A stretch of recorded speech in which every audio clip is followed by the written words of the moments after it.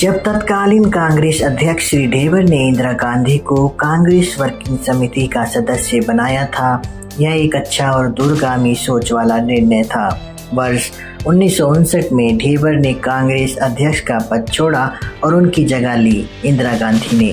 सभी बड़े कांग्रेसी यह मानकर चल रहे थे कि निजलिंगप्पा कांग्रेस के अगले अध्यक्ष होंगे, लेकिन शास्त्री जी ने चुपचाप इंदिरा के नाम का प्रस्ताव रख दिया। अब इसे नेहरू का प्रभाव कहें या कुछ और, इंदिरा कांग्रेस की अध्यक्ष बन गई। इंदिरा के अध्यक्ष बनाए जाने से पूर्व ही नेहरू धीरे धीरे इंदिरा की छवि जनता के बीच बनाने के लिए प्रयासरत थे।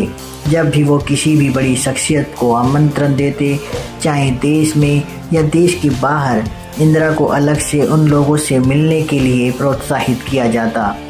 इसके पीछे विचार यही रहा होगा कि इससे एक तो इंदिरा की छवि बनेगी, दूसरा उनके आत्मविश्वास को बल मिलेगा।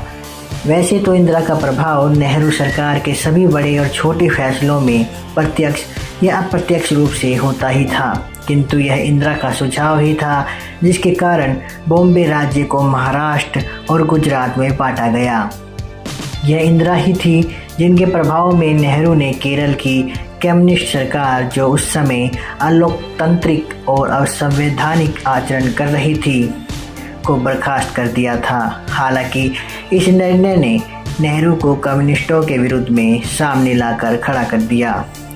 वर्ष 1962 में जब भारत चीन युद्ध हो रहा था तो अपने सभी मंत्रियों और मुख्यमंत्रियों को नेहरू का सीधा आदेश था कि आपको जो भी बात करनी हो, जो भी सुझाव देने हो, आप इंदिरा के माध्यम से करें। इसे आप बाकी कांग्रेस नेताओं में इस संदेश की कोशिश भी मान सकते हैं कि इंदिरा ही आने वाले दिनों में सत्ता की उत्तराधिकारी होगी।